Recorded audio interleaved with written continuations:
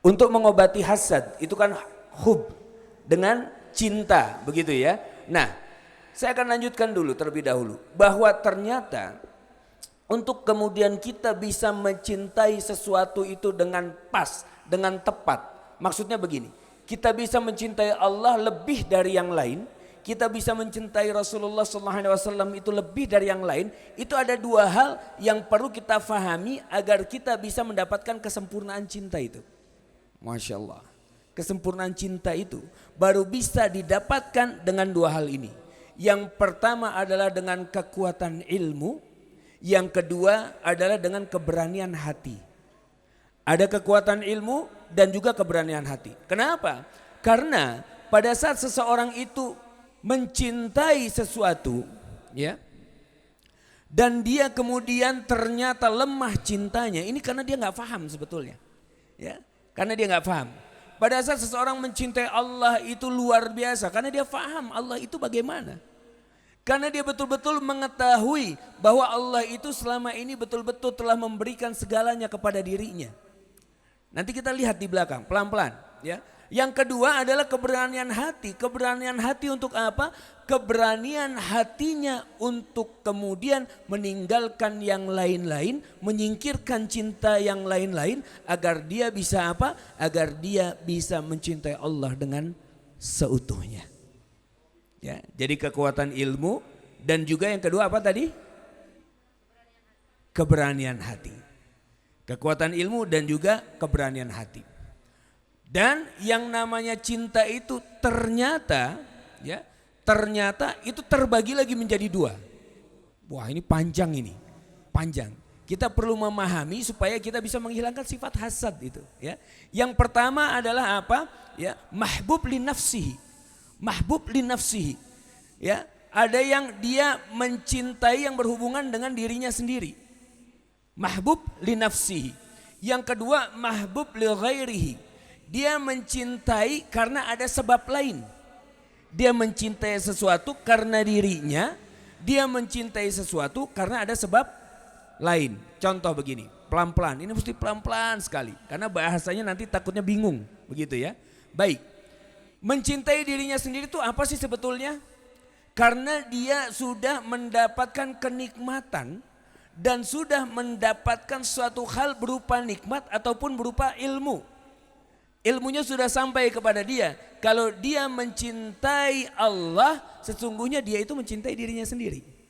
Kenapa seperti itu? Ya, karena ada orang-orang yang dia mencintai dirinya, cuman tidak ada berada di jalan Allah. Tidak berada di jalan Allah. Dia mencintai dirinya, tapi dia nggak berada di jalan Allah. Ini tandanya sebetulnya apa? Dia tidak mencintai dirinya. Contoh, ibu-ibu pernah nggak yang namanya pengen punya me time? Oh, pengen. Ini hari ini bukannya me time semua ini.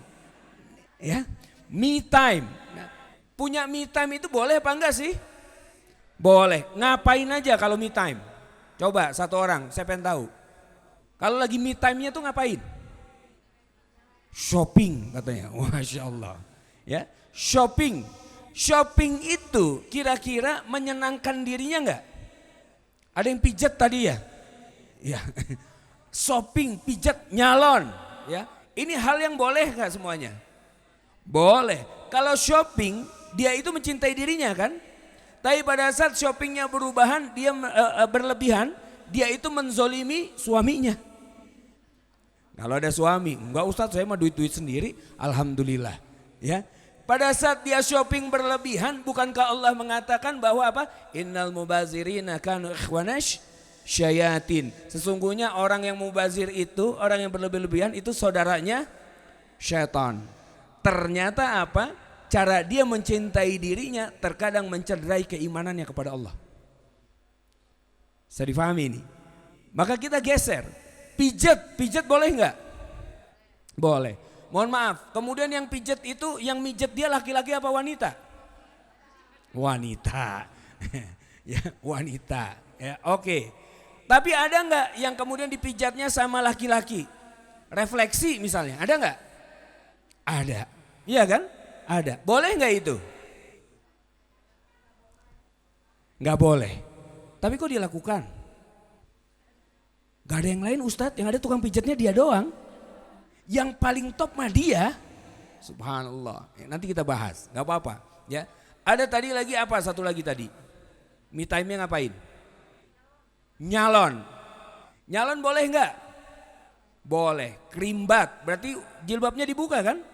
Ya. Yang di salonnya itu yang rimbatin wanita, apa laki-laki yang kewanita-wanitaan? Nggak apa-apa Ustadz, dia mah banci. Banci tetap laki bunda.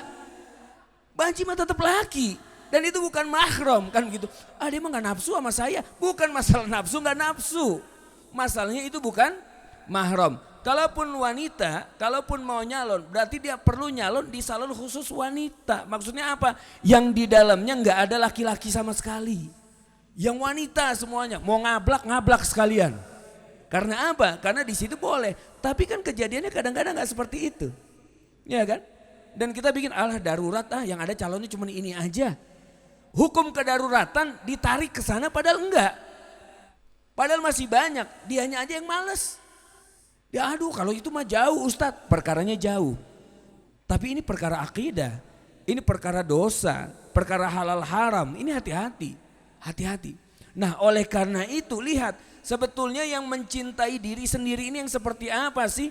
Pada saat dia menempatkan Allah lebih cinta, lebih dia cintai dari yang lain-lain, maka sesungguhnya dia tuh sedang mencintai dirinya sendiri loh. Dia tidak zalim kepada dirinya sendiri. Dengan mencintai Allah malah dia akan mendapatkan kenikmatan-kenikmatan yang diberikan oleh Allah nantinya.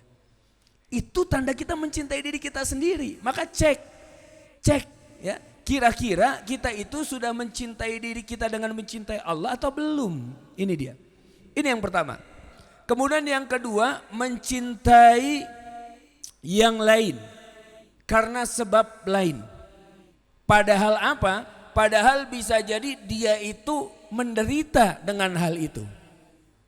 Maksudnya apa? Gini, kita kalau sakit ikhtiarnya minum obat kan? Padahal minum obat tuh enak apa enggak? Enggak. Belum lagi obatnya pahit luar biasa. Udah gitu di sini lagi gantung gitu pahitnya gitu kan? Belum lagi yang macem-macem. Tetapi dia tetap lakukan, dia tahan penderitaan itu karena apa? Karena dia mencintai kesehatan. Dia pengen sembuh, dia pengen sehat. Maka dia tahan penderitaannya itu karena untuk tujuan kesehatan. Bisa difahami ini ya? Nah, ini apa bedanya dengan kita menahan segala ujian yang Allah berikan karena apa? Ingin menuju kepada cintanya Allah. Sama kan sebetulnya? Tetapi yang kita lakukan lebih apa? Kita lebih semangat minum obat untuk sembuh. Daripada semangat untuk menghadapi ujian demi meraih cintanya Allah. Ini yang terjadi. Ini yang terjadi. Kita lebih mencintai hal-hal nikmat yang sesaat, yang pasti putus, yang pasti akan selesai. Namun apa? Namun kita tidak mengejar suatu cinta kepada hal yang pasti akan abadi dengan nikmat yang tidak akan pernah putus. Logika berpikir ini. Inilah yang dinamakan dengan apa? Mahbub li nafsihi dan mahbub li ghairihi. Dia cinta kepada dirinya, dia juga cinta kepada yang lain. Maksudnya apa? Untuk mengejar cinta yang lain sehingga apa? Sehingga dia bisa mendapatkan cinta dari Allah Subhanahu wa taala. Nah, orang kalau udah ngejar model kayak begini, kalau hatinya sudah diisi dengan cinta yang seperti ini, hasadnya hilang. Ada orang nyebelin, dia senyum. Wah, nyebelin ini wah. Lucu juga nih nyebelinnya ya. Kita kan enggak, kalau nyebelin, siapa dia? Saya juga bisa nyebelin begitu. Dia melontarkan kata-kata, serang balik. Ngelontarin apa? Serang balik. Dia enggak serang, serang lagi. Wah, subhanallah. Ini tanda apa? Hati kita dikuasai oleh syaitan.